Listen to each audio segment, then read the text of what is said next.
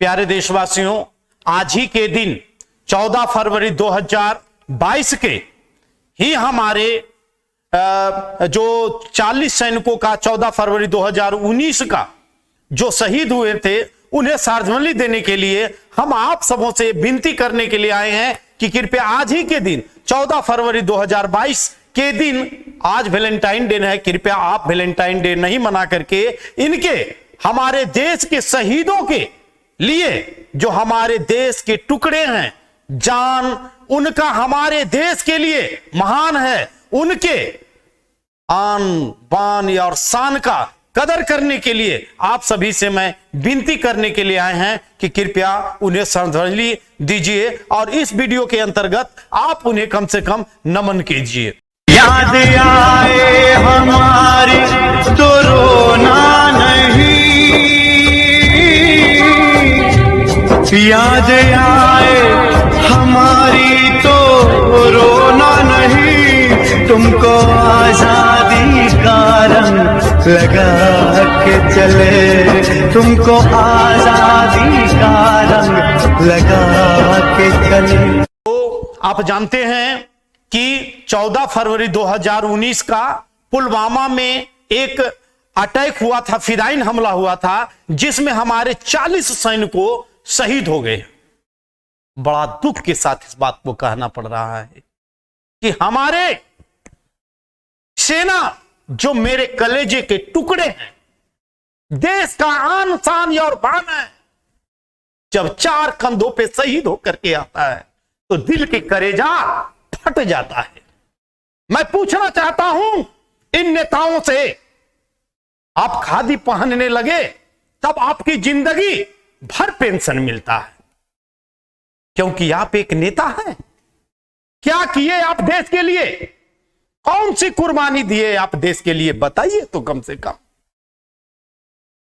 Cycle पर चूहा मार दवा बेचने वाले आज देश का सबसे बड़ा अमीर आदमी बना हुआ है और गरीब प्लेटफॉर्म पे भूखे मर रहे हैं। क्या मोदी जी इसी प्रकार का देश का निर्माण करना चाहते थे?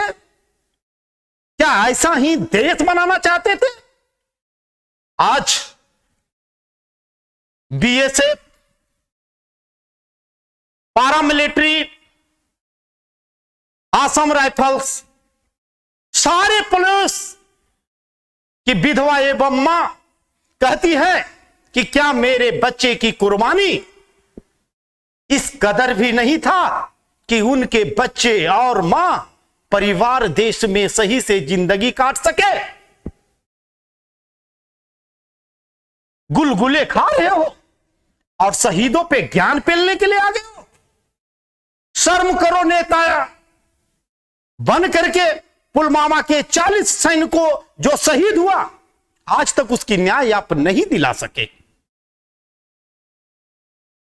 अच्छे अच्छे कमरे में बैठे हो और ज्ञान पेल रहे हो, और तुम सब नेता अपना अपना पार्टी चला रहे हो, और देश के गरीब के बच्चे सेना में भर्ती होकर के अपना शहीद हो रहे हैं।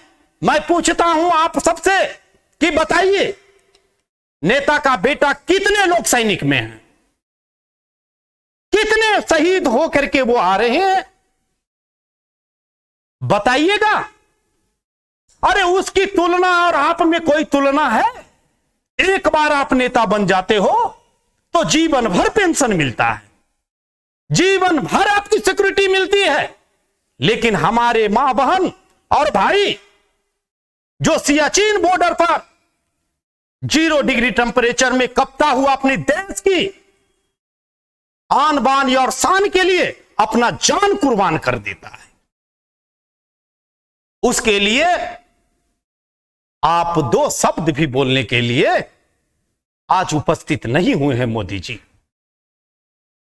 क्या आप ही एक नेता हैं? सारे नेता लोग अपने सिर्फ और सिर्फ संगठन और पार्टी चला रहे हैं। इस बात को समझना होगा मेरे देशवासियों। नेता का बेटा नेता बनेगा और जीवन भर पेंशन लेगा,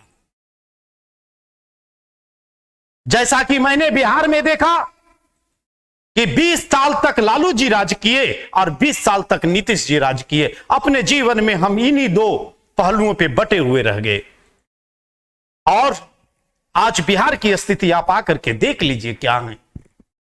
आज मैं आपको दावे के साथ कह सकता हूं कि फोर्स विभाग में हमारे गरीब गुरबे असहाय लोग ज्वाइन किए हुए हैं।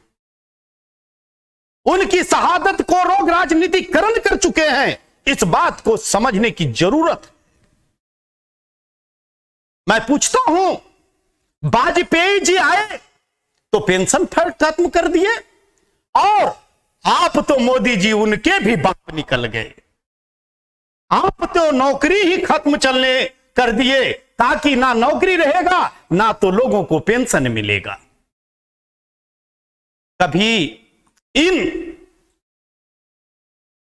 सैनिकों को घर भी जाकर के देखिए मोदी जी, तो आपको पता चलेगा कि उन गरीब असहाय और वंचित तबके के लोग आज भी उसी पीड़ा के साथ देश की सेवा कर रहे हैं। उसकी सेवा और आपकी सेवा का कंपैरिजन कभी नहीं किया जा सकता है। इस बात को आप जान लीजिए।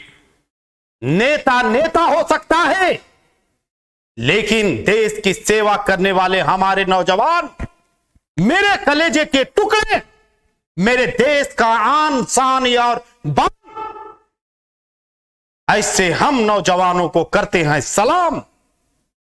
जब उनकी 4 कंधों पे शहीद होकर के आता है, तो सचमुच में मेरा कलेजा ही नहीं, मेरे देश के अनेक लोगों का कलेजा फट जाता है। इसलिए मैं मोदी जी आपसे विनती करता हूं कि पुलवामा में जो हमला 14 फरवरी 2019 का हुआ था, उस का कम से कम न्याय तो कर दीजिए। उसका कम से कम 3 साल से अधिक हो गया, उसका न्याय अभी तक नहीं हुआ है।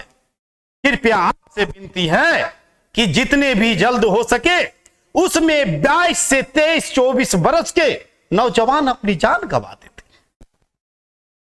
कभी उनकी पीड़ा को भी समझने का प्रयास कीजिए मोदी जी।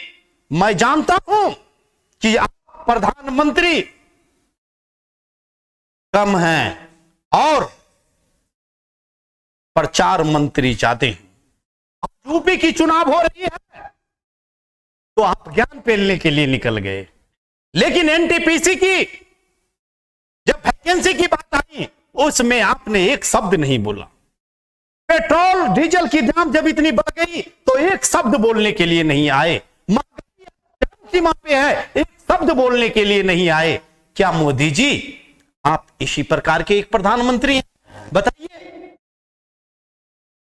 प्यारे देशवासियों, अगर लगता है कि मैंने कुछ गलत बोले हैं तो मुझे माफ कीजिएगा। जय हिंद, जय भारत।